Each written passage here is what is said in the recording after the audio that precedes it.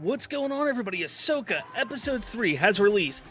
Does it continue to deliver? David Ayer has become more vocal about his cut of Suicide Squad, and does it really mean anything? We also had a viewer request, which was to watch and review a fan-made What If series based on the Star Wars sequel trilogy, and I'm going to talk about that and probably more on today's exciting episode of BTG.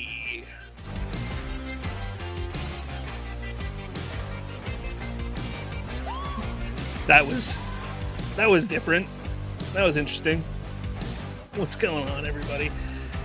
Oh boy. I think I say this every week, but it's been a week. It's surely been a week. Oh man, I gotta open up my soda here so I don't have a headache, because for some reason my body absolutely needs caffeine, and I'm over it. There's got to be healthier ways to do that, though, right? There's got to be. Jose Diaz. I like and appreciate this content. I like this video. Jose Diaz, I like this video. I don't know if you're a real person, Jose, but thank you if you are. Thank you very, very much if you are.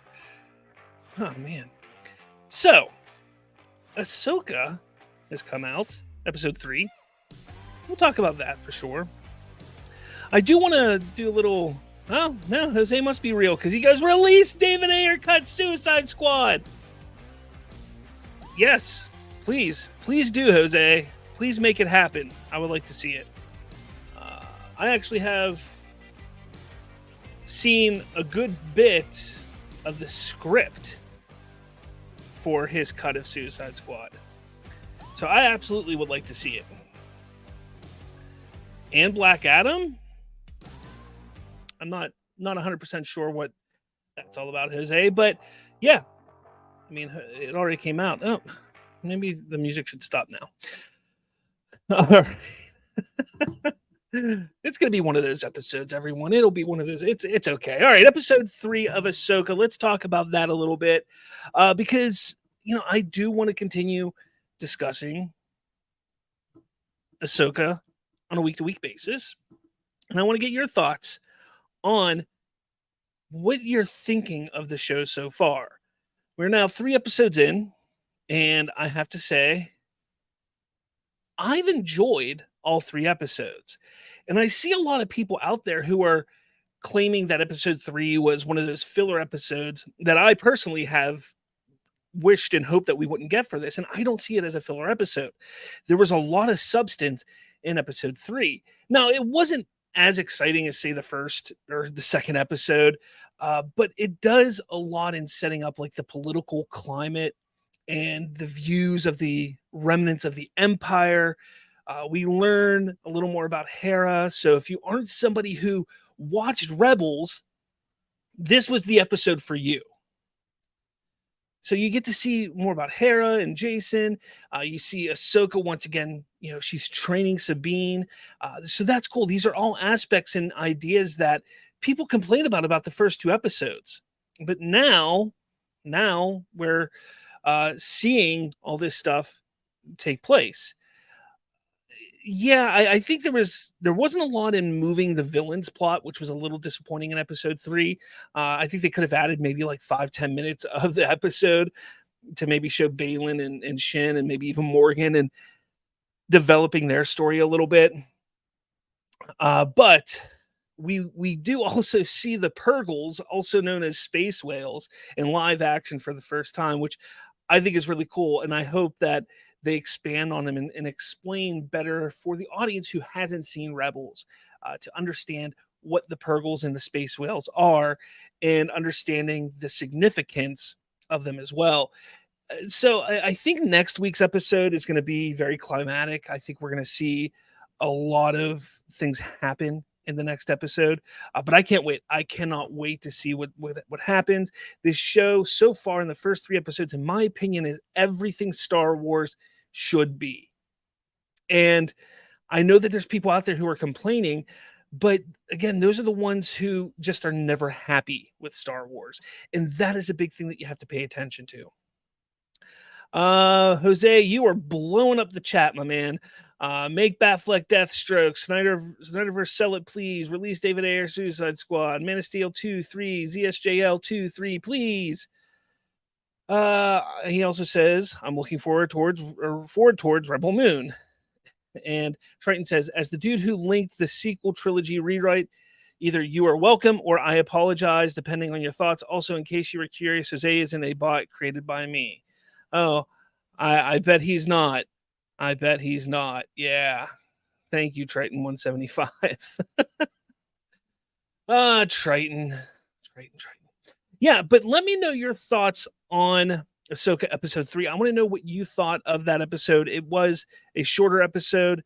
There was some wonkiness that did take place with Ahsoka in space on top of the spacecraft, like blocking blasters from a spaceship and doing some ridiculous jumps, but it wasn't anything that like ruined the episode for me. It was just one of those things that every once in a while Star Wars does, and in some form or fashion it has since the original trilogy. There's always that one thing that is just a little ridiculous or wonky that, you know what, yeah, it was weird and dumb, but it doesn't take me out of it. So let me know. I want to know what you guys think. Let me know your thoughts on episode 3 of Ahsoka, what you think of this series so far, and what you hope to see in the series coming up. So yeah, Triton, what's up, my man? I was supposed to have people joining me today, but I guess nobody actually likes me. All right. So we got to bring this up, and I think Triton, you'll have a little bit of fun with this one here. So James Gunn is in the discussion again in a negative way. A post or multiple posts found from more than 11 years ago, because I know the pictures say, where's the one that says 11 years ago? This one here, it says 11 years. Let's not forget that he started back in 2019, 2018, 2020, something like that, in deleting his tweets and his social media posts after so long. So these could have been, I know it was longer than 11 years ago, especially because of the way he talks about the Nolan films. But in some post he made, he states that he did not like Tim Burton's Batman, nor did he like Batman Begins. Now, I don't understand why there's so much distaste for something like that.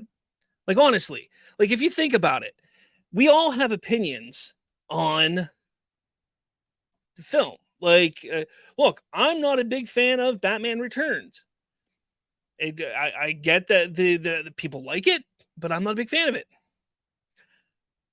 I don't like The Dark Knight as much as everybody does. It's okay. It's a decent Batman film, but it's not the best. It's not Nolan's best either. So when you sit there and look at this and think about it, like, why are people so upset? Now, we know that there's that section of the fandom that is just constantly, nonstop, trying to find reasons to hate and to bash on James Gunn. Constantly. And it's getting a little ridiculous. The fact that somebody had these saved up, who knows where they found them or how they found them, but they had these posts saved for a rainy day, I suppose.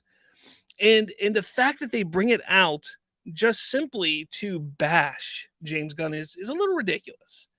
Now, but let's look at what he actually said. He goes, Keaton did have a ridiculous voice. That said, I'd rather put up ridiculous voice than horrible action sequences and acting barely worth of the Batman TV show. I have no idea how you can think that the Burton Batman has more similarities with Moore or Miller's Batman and Joker than Nolan's does. And listen, I have problems with both Nolan films. I don't think either one is classic, and I don't even really think Batman Begins is good. But they're far superior to the first Batman, speaking of 1989's Batman. None of your defense get by the fact that despite being the first cinematic dark take on Batman, so what? Stallone's Judge Dredd was the first dark take on Judge Dredd. That movie was awful. Oh yeah, and Jack Nicholson as the Joker is Jack Nicholson in The Shining with shitty clown makeup. F you, everyone involved with that travesty. Then there's this. I don't know if this came first or after. The Tim Burton Batman is poorly written. The soundtrack is the worst work of everyone involved, and it is absolutely none or one of the most boring films ever. Not only that, but the reveal of the Joker as the killer of Bruce Wayne's parents spits in the face of Batman's origin and is a nullification of the bottomless thirst for vengeance that necessarily drives Batman. It pretends not to be campy, but is completely so. And on top of everything, the dark creature of the night can't even move his effing neck. Give me a effing break. It's a ridiculous, awful film. Burton's Planet of the Apes is genius in comparison. Whew. Yeah. So that is a lot to say. But what significance does it have on today's world? Let's say, now he says 2 films for Nolan. So this had to have been posted before 2012's The Dark Knight Rises. This could have been posted in 2011 or for all we know, 2009. I mean, we're looking at a possibility of this being 15 years ago. So taking a look at that, even thinking about that, what relevance does it have in James Gunn today? Zero, none. There's no relevance to this, to what is going on in DC right now. Zero. Everybody is allowed to have an opinion on films. That's the beauty of film. It's all subjective. We can all like it. We can all not like it. We can like what we like, hate what we hate. That's film. His views are a little bizarre. But honestly, he backed up his statements on why he doesn't like them. That says a lot more than what most people on social media today, especially those who sit there and say they don't like James Gunn, do. The fact that he was able to back up with evidence and proof, and honestly, the proof makes sense when it comes to the 89 Batman. So, why does it matter? Because one, people's taste can change over a 15-year period, but also he wasn't even a director at the time. He wasn't in Marvel. He wasn't in DC. He wasn't doing any of that. Now, yes, he is the co-head of DC Studios right now. But it's not like he said that today. If he said this today, yes, absolutely, big problem. We want to handle that, change that, kick him out. He should be fired if he said that today. Fact of the matter is, he said it nearly 15 years ago, before he was even a director.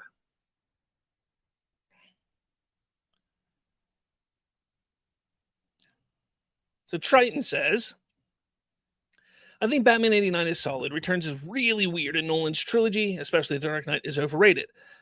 I will agree with Gunn that Burton couldn't do action well. Neither could Nolan. He also says people are looking at this and worried about what it means for Gunn's Batman. A lot are scared of getting another Batman and Robin-esque Batman film. Well, you don't have to be worried about that because he makes fun of the campiness of Burton's Batman. So I don't think we're going to go that route. But here's the thing. He's not writing or directing the Batman movie. He's going to be a producer. Yes, I get it. He will help set the tone and help set the direction in which Batman is going. But it's not all him. There's going to be a writer and or director handling the everyday, the day-to-day of the next Batman movie. I get that this Batman movie that does come out has to be big. It has to blow everybody away more now than ever because of these comments. I get that because people are going to be holding this over his head for the next, well, until Brave and the Bold comes out. But that doesn't mean what he said there, it shouldn't be held against him. It shouldn't. That's like, I'm from Pittsburgh, Pennsylvania, okay? And in 2003, 2002, I was a Pittsburgh Penguin fan. I was. Great hockey team. Through the 90s, had many of the greatest stars on the team back then, or of the generation of the NHL. But 2001, 2002, 2003, something happened. They sucked. They stunk. And as a fan, I called it out. 2005, we draft Sidney Crosby. My excitement, my hope was reinvigorated. And I thought, this could be it. And since then, 2005, they have been a juggernaut of a team. And I've been excited and cheering for them and just excited about hockey again. How do we know that James Gunn at the time was just not happy with the direction that superhero films were in 1990, in 2005, and 2008? And now he's in a different place. And he enjoys, and maybe he likes those movies now. Maybe he doesn't, but it doesn't matter. I'm just over the constant toxic mindset of attacking James Gunn for having an opinion, for doing his job, for breathing. I owe the man nothing. He has made a handful of films and projects that I've enjoyed greatly, and I appreciate that. I don't owe him anything. He doesn't owe me anything. But I do believe that he could easily make a DC universe that is superior to what we've had since 1978 with Superman. He has the ability to do that, as long as he's given the chance. And he should be given the chance. This leads me to a video I'm going to be doing in a couple days here. And it's the question that I ask for that video, so be on the lookout for it, is what has happened to the superhero genre? Because it is in a very, very interesting place right now. It is. So keep an eye out for that, because I will be touching on Marvel, DC, the Snyderverse, all of that. So keep an eye out for that to come out. Probably, if not this weekend, it'll be Monday or Tuesday, I believe. So keep an eye out. But I want to know your thoughts. I want to know what you think about this James Gunn stuff. I want to know why it matters. I don't think there should be any worry of what goes on with the Brave and the Bold. I don't think there should be any worry with him running DC Studios, because I think right now that's the guy. And he knows what he's doing. He's a good writer. He's a pretty damn good director too. I think if people just give him the chance, I think they're going to be shocked and happy. But it's about giving him the chance. And it's just not going to happen. I don't think. I think people are just going to hate on him no matter what. All right. Next up, David Ayer. Dave. He won't shut up. Look, I get his desire. I get his want to, have his cut of Suicide Squad released just like Zack Snyder did. I get that. And it's admirable for him to constantly push for it himself.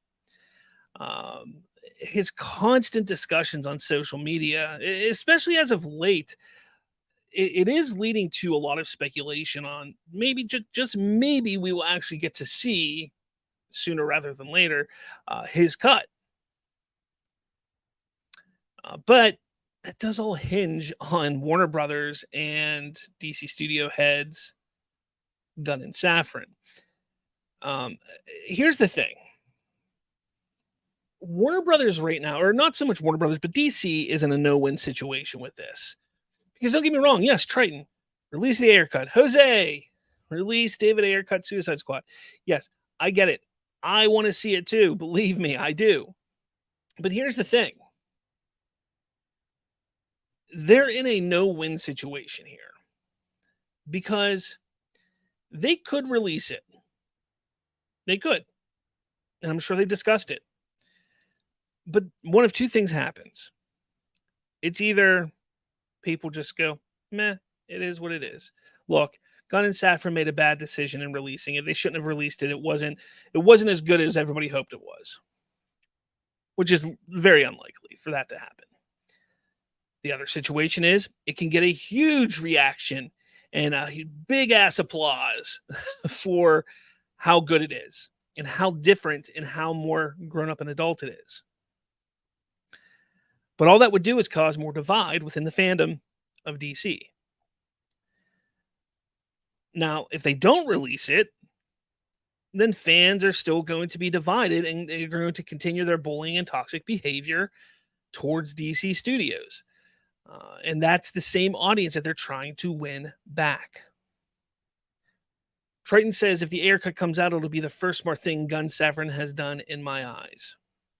I get that. But I think you're one of the smarter ones, Triton, because think of this. Think logically here. If they release it, which I do hope they do. Don't get me wrong. I do want them to release it. But say they release the Ayer cut. And it is huge. People love it. You know damn well that the fans who are asking for the Ayer cut, which 99% of them are the Snyder fans as well, are going to go, see, the Snyderverse should be restored and continued. We shouldn't get this DCU. We shouldn't get this new reboot or whatever it is. And that's what's going to happen. And that's ridiculous. Because they need to worry about what they're doing. If they had a way to release it, if they could come out and say, look, we're going to release it. This is it, though. We are releasing this because we want to give back to the fans. So we're releasing the Ayer cut. We are going to continue and will continue even after its release on the DCU. But this here is for the fans and for David Ayer. Enjoy.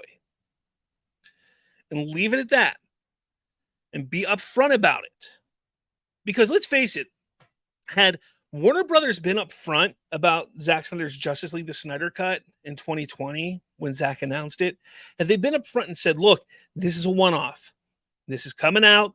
We're doing it because of XYZ.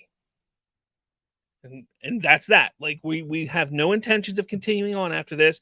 We have our own thing going on, but we're doing this for Zack and the fans. Had that happened in 2020, the constant grifting, the constant scoopers trying to make stories out of nothing would have never happened. Or would have happened a lot less. Thus, the toxicity, the madness in the fandom would not be where it is today. So yeah, I think if they announce it, if they say, hey, we're going to release it in 2024, a limited theatrical run for 2 or 3 weeks, then it will be exclusively on Max. And then say holiday season of 2024, even holiday season of 2025, release it digitally, physically on physical media, Blu-ray, DVD, to get some extra money.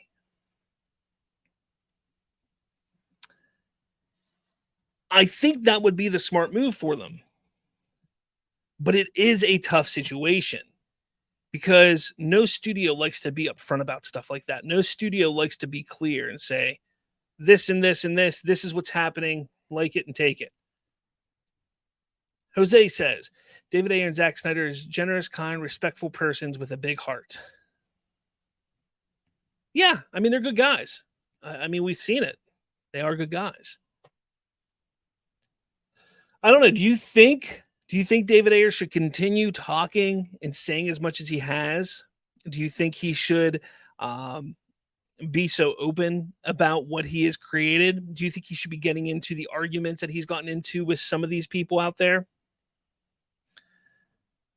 Triton says most Snyder fans I talked to would be fine with Gunn stuff existing if they did Ayer cut, Snyder's JL2 and 3, etc. Elseworlds alongside it. Many have even openly said they'd give the DCU a chance. But that's the problem. I agree. I would love to see all of that as Elseworlds. But let's make no mistake. Financially, they don't have the money to run not one, not two, not three, but four franchises right now in the DC universe. Who knows how many more Joker stuff, how much more Joker stuff we're going to get? Hopefully none, because that first one was terrible. I don't even know where we're getting the second one. We got the Batman, the Reeves verse. That's 2. Then we got the DCE or the DCU. That's 3. And then if you do the Snyderverse, that is 4 DC universes. 4 running side by side. It's not feasible right now. So let's say the Joker makes another $1 billion. And they go, you know what? We're not making another one. That's it. We're done. Which, if it makes $1 billion, they're going to make another one. Let's say the Batman makes another $900 million to $1 billion, the second one. The shows are huge. They're not going to stop making them. They're going to continue making them. That is where the problem lies. Because Warner Brothers wants a franchise, a long franchise. They want something that'll last 10 years minimum. That's just going to be guaranteed 2 or 3 movies a year, bringing them $500+ million in their, not necessarily 500+ in their pocket, but each movie, each film, breaking in $500+ million. That's what Warner Brothers wants. They're not going to be able to do that and actually make money if they have so many projects going on within DC. And again, that's the problem.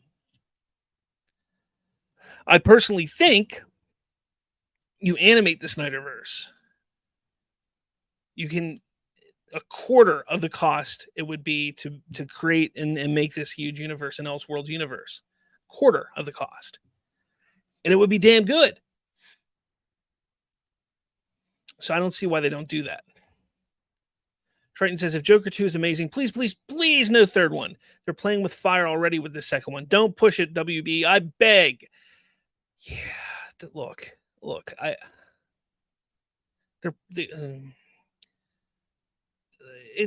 Joker wasn't the worst comic book genre film in the last 10 years, but it's probably top 10 worst in the last 10 years.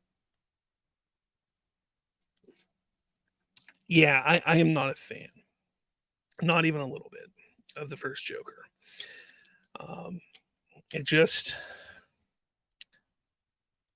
It should have been called anything else and set in New York. And you didn't have to change a damn thing. It's that simple. You wouldn't have to change a thing. You don't even call him the Joker, just call him the Clown. And set it in New York City, and it is a completely different movie. It makes $400 million max. That's fact. That's truth. The only reason why people think it's so great is because it. I don't know why I'm getting into this, but it's because it has a DC moniker on it. That's the only reason. Let me know your thoughts on David Ayer. If you think he should keep talking, if you think he should stop, if you want to see the Ayer cut. I know we've talked about this multiple times over the last few weeks, but let me know. I want to know. This one is going to be kind of quick, this next topic, because I really want to get into this Star Wars stuff. Rebel Moon, director's cut already?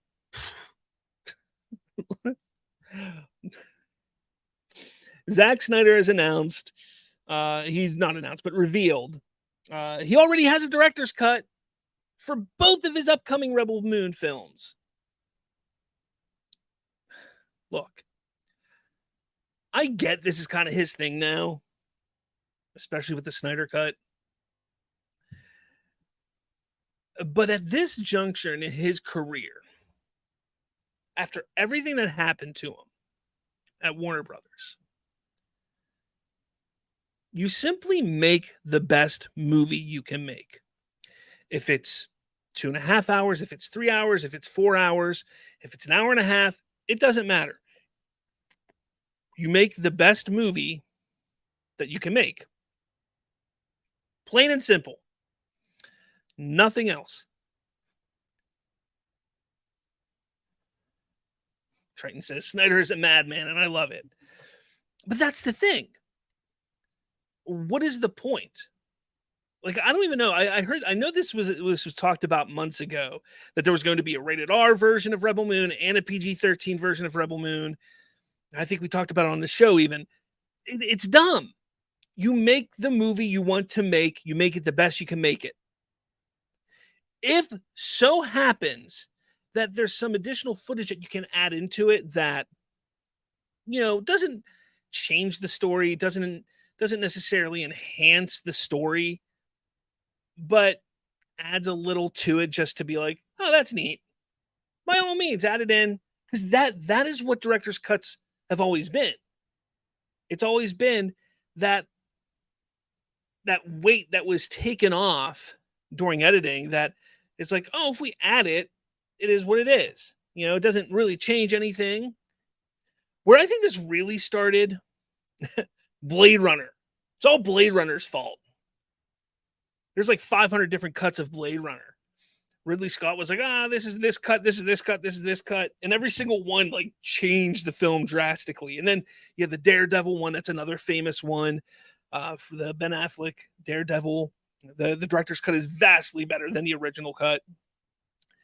So, this is something that happens over time, but my goodness, like, I don't even say the Snyder cut is a director's cut, because it really isn't. It's not a director's cut. It is nearly an entirely new movie. I just don't get it. Like, just release the best movie that you can release, or that you've intended to make. It's that simple. I don't know. Let me know your thoughts. I want to know what you think, because again, I'll watch it. Most likely, if I like Rebel Moon, if I like the movie, and then there's another director's cut that comes out, I'll watch it. But if I don't like Rebel Moon, I'm not going to watch it. Triton says, your director's cut description is essentially Watchmen director's cut versus Watchmen ultimate cut. Wait, are there Watchmen director's cut? I honestly didn't know that. I've seen Watchmen. I didn't know there were different cuts of that. Well, whatever. Look, again, it's Snyder's thing. I get it. But why? I mean, if you're going to film an extra hour, I think that's what he said. Like, there's an extra hour of footage, which, if you think about that, they didn't just film an extra hour. That is probably an extra 5 or 6 hours that they actually physically filmed, and then cut that down to an hour. Like, that's just add it in. What's an extra hour? It's on Netflix anyways. It's not like we have to go sit in a theater for 5 hours. It's on Netflix. People turn it on, check it out, walk away. That's what I don't understand. That's what I just don't get about it. I get it's his thing. But, sometimes. All right. Let me know your thoughts on all of this. I want to get to the main topic here, because I have a lot to say about it. And I do want to thank one of our viewers for recommending me watching this and checking it out, and then talking about it on the show. That's kind of stuff I like to hear and see. I want to see, give me some ideas of what to talk about. There are weeks where I'm just sitting there and I'm like, I don't even know what the hell to talk about this week, because I don't like to just talk about news. I always want to have like a main topic I talk about, something that is outside of the news realm that is just interesting to discuss, because that's what gets people coming back. They can get the news anywhere, but it's that topic, that specific topic that I like to talk about on the show. That's why I also like doing interviews with people. Yes, Triton, it was me again. Either you're welcome or I apologize, depending on your opinion. No, I know it was you. I was going to get to that, man. I was going to get to that. You did say, yes, Thundercut's totally different film, not a mere director's cut. But Triton says, but yeah, I knew you'd be intrigued. So this thing that I'm going to talk about here, it is a what if scenario for Star Wars, specifically the Star Wars sequels. And it comes from a YouTube channel called Prism. And you can see it's a really interesting idea. And it actually got me, this whole thing got me in a very creative and a creative mood, especially with fanfic. One thing that I don't tell a lot of people, I do come up with a lot of fanfic stories, specifically with Star Wars, but I never put it out there. I started putting out there when they announced the Obi-Wan Kenobi series. One of my co-hosts, Colton, and I started writing short little outlines for each episode that would be the Obi-Wan Kenobi show. And we put it up and we released it. And this was probably a year, 2 years before the show came out. If I can find it, I would like some people to check it out, because there are some aspects of our story that made it into the show. Now, whether that was just coincidence or whether they happened to stumble across what we were writing and stole it from us, that's either neither here nor there. It is what it is. But there are some aspects that oddly got put into the show from our, I think we released 3 episodes or 3 outlines for it. But regardless, I love doing that kind of stuff. So what this has done, what these guys over at Prism have done, is they've excited me, and I might be doing something very similar to this, not with the Star Wars sequels, but with something else Star Wars related, because I thought this was really cool. I've been thinking about it, been looking at what they used, because what they used is they used AI. Now, I don't know whether they created the entire script, if they had AI write the script, or if they wrote the script and just had AI create the images and create the voiceover. But they did use AI for at least the voiceover and the images that came up. So what they go, that doesn't make sense. What they did was they did each sequel trilogy episode. As you can see here, it's what if episode 7 was awesome. And then they did what if episode 8 was awesome. And what if episode 9 was awesome.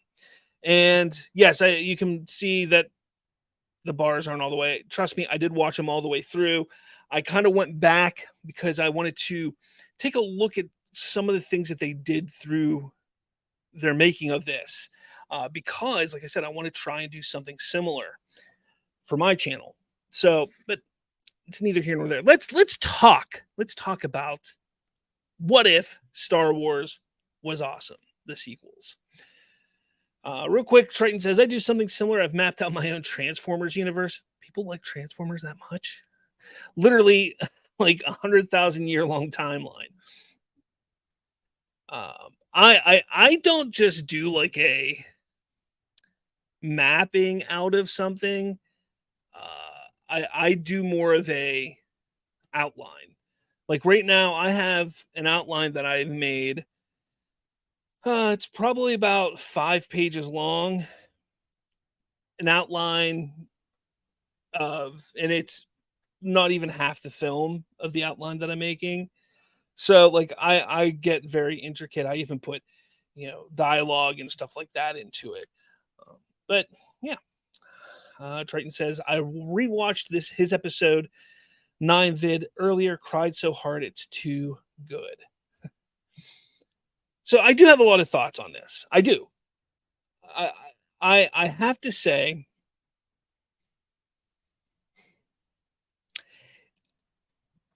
I get what he was going for, what they were going. I don't know if it's one person or multiple people that worked on this. I get what they were going for, because I get The sequel trilogy, in reality, was not good. I even did a what if for Return of the, or not Return of the Jedi, The Last Jedi. I did a reboot. We used to have a show, which I would love to get started back up again, called Movie Boot. And basically, we would take films and quote unquote reboot them just on our podcast. We would come up with a film. Colton and I would sit down and we would just shoot the shit, rebooting a movie. And we did The Matrix, we did The Last Jedi, we did the Dragon Ball movie, we did a whole bunch of them. And it was just a lot of fun because you just sit there and you just throw ideas back and forth. And obviously, you have to have one person who's driving it to be like, okay, this is what we're going with. Let's move to the next part. But it's a lot of fun. And we did that with The Last Jedi. But the thing that always bothered me is because when you do something like that, you get stuck with everything that came before. And this was an opportunity they had to not just rewrite and redo the Star Wars sequels, but get rid of shitty characters like Rey. Make characters better like Finn and Poe. And they do that a little bit. They do decent in making Finn and Poe more enjoyable characters and better characters. But what happens is Rey then takes a back seat. And instead of being a bigger character and one that's enjoyable, she's just still unlikable. And that to me was sort of an issue because they had so much opportunity to just, they could have used brand new characters. They didn't need to make Finn, Poe, and Rey. They could have not used them at all. So that's number one. And it's not a big issue. I get why they did it because of being familiar. I can't talk words. Good thing I have a podcast because, words, I'm so good with them. Now, I do enjoy that they used the big legacy characters, Han, Luke, and Leia. And, even some of the stuff they did with the Force was interesting. It was a nice addition with evolving the Force in different ways. But this did not feel Star Wars to me. It felt... I don't know how to explain it.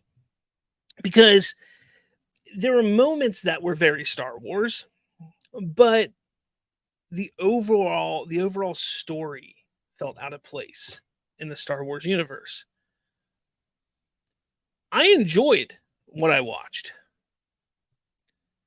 And it was very, very clearly fan fiction.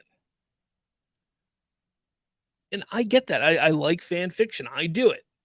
But partially why I don't ever put that stuff out there typically is because it is fan fiction. And I don't want people to sit there and read something that feels like fanfic. I want it to feel real. I want it to feel like a continuation. I want it to feel like this is really how the story went. And there's so much about this that I just sat back, the addition of, spoilers, the addition of Mara Jade was really forced and out of place. Going to planets like Dagobah, it just felt out of place.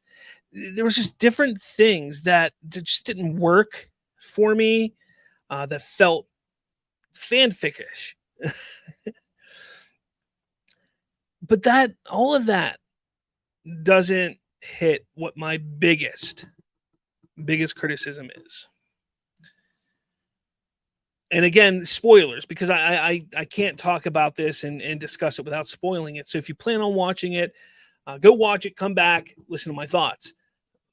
But my biggest criticism, they brought Palpatine back. Look, I get it that they brought Anakin back as well to destroy the Sith once and for all. But they brought Palpatine back. Like, why? Why? That was the biggest issue that people had with the sequels. That's one of the biggest issues. I won't say it is the biggest, but it's one of the biggest issues. Top 3 big issue why the sequels are so despised and not liked was that they brought Palpatine back. They did the same thing here. It was done differently. It was done in a way that Anakin is still the chosen one. I get that. But you're just rehashing an old story. You're just bringing back Palpatine for Anakin to defeat him again. We saw that 3 movies ago. We don't need to see it again. So that's that's my biggest issue. I will say the addition of Revan was interesting. That has been a huge fan want for a number of years. And I get it. I get why they did it. But again, it adds to that aspect and that idea that this is just fan fiction because we know this isn't something that Lucasfilm would ever do. Even under George Lucas, they would never go that route. Leia, who had, I guess, supposed to be a big role in it, wasn't very. She was shortchanged. She just didn't have the chutzpah that you would think that she would have. Again, that was one of my criticisms of the sequel trilogy was the underutilization of Leia. Again, I get it. I know that she passed away and, Carrie Fisher died. That's why I always said that they should have recast. They should have recast Leia because the character was bigger than Carrie Fisher. And I think Carrie would have wanted them to recast, and I think they should have recast, and they should have given her a bigger role in the finale like they wanted to originally. But they didn't. And this doesn't do any more with that. It doesn't do any more with Leia, which they had a great opportunity to. Triton says, I love the Revan scene with Rey so much. Yeah. I mean, it was good. But I guess it worked for Rey in that moment because of her journey in the story from going from evil to light, from dark to light, from Sith to Jedi, that kind of thing. Like, I get that. It worked with her journey.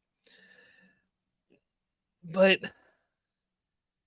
the whole idea of them flipping, Ben and Rey flipping in the story, it didn't work for me.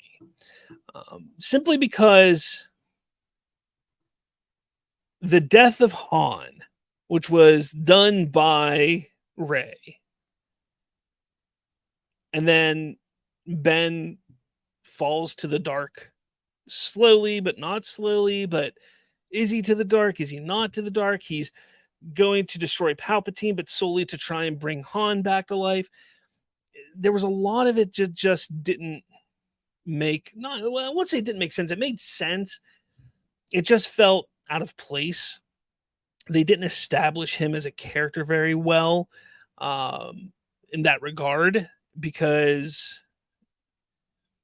at first you feel like there's some animosity between Ben and Han, and then Han's dead, and then he's like, I gotta bring him back. I gotta bring him back.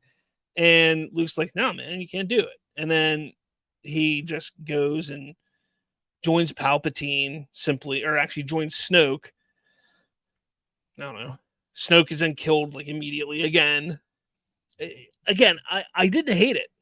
I truly did not hate this. I enjoyed the story, but it was good fan fiction. Like, I would never sit here and say, this is what the sequel should have been. Because it's not. The sequel should have been much different than what we got. I did like the aspect of the political side, the Republic. I did enjoy that. I liked the idea of the Empire, the remnants of the Empire and stuff like that. I liked that. So there's some cool things in there that I think would be really, really, really cool brought into live action and could have done and worked well in the sequel trilogy. But overall, it's great fanfic. Good job, Prism. And hey, go watch it. I want you to watch it. Support people like this. They did something really cool with AI. Like I said, I'm gonna probably throw my hat in the ring with doing something like this because it's really, really different and interesting. I like it. But it's fanfic, is what it is. Sorry, Triton. I know you were real excited about it. I was too when you told me. You told me about it. I was like, oh, this is gonna be cool. And yeah, I mean, I take someone like Star Wars Theory, the YouTube channel Star Wars Theory. Dude's a cool dude. He's a cool man. He's cool. But he does fan fiction stuff himself. He does what if stuff himself. And again, it's cool. I like supporting it. I like watching it. It feels like fan fiction. But let's face it, the sequel trilogy felt like fan fiction. The real sequel trilogy felt like fan fiction. So you have that too. You have that going for us too, right? I guess. I don't know, man. Like let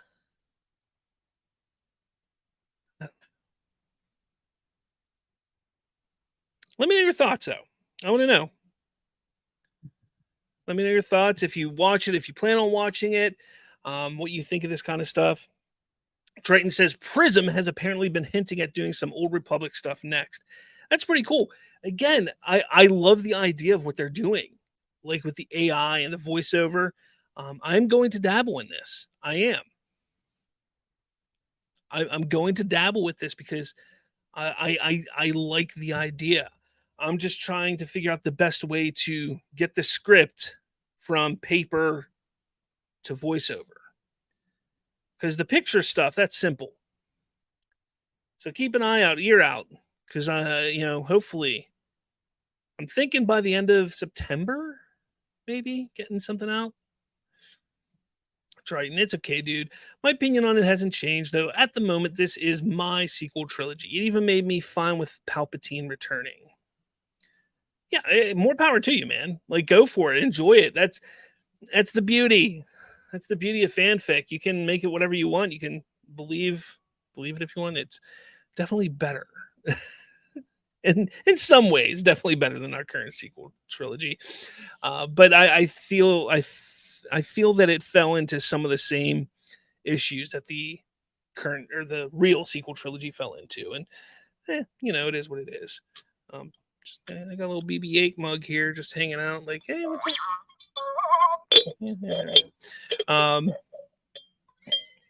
He's talking to me again.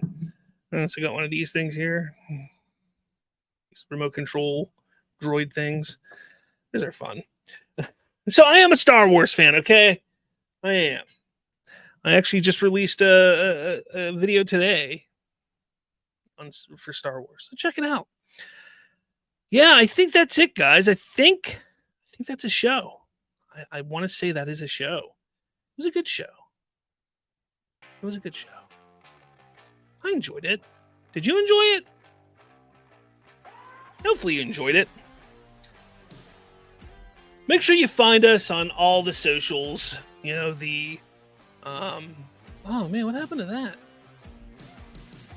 After that, there we go. Animate the Snyderverse. But follow us on all the socials: X, Facebook, Instagram, all that jazz. You can reach out to us, BTGPod@outlook.com. It's definitely a show. It definitely was a show. It's a show for sure. But yeah, you can reach out to us through email, btgpod@outlook.com. Send us show ideas, things that you want us to talk about, things that you want me to talk about, because I say us, but it's just me right now. Hopefully soon one of my 3 co-hosts start coming on the show more. But yeah, give us some show ideas. Next week, I have no idea what I'm talking about, so reach out to me on Twitter, on Facebook, on email, whatever it is. Give me some ideas. Give me some ideas. Anything big happening this weekend? No, I don't think so. Oh well. All right, guys. With all that said, I want to thank you all for watching. Triton says, I'll use Messenger again if I find anything. Yes, please do. But thank you all so much for watching. Hit that like button, share, subscribe, all that jazz. With all that said, I'll talk to all of you later.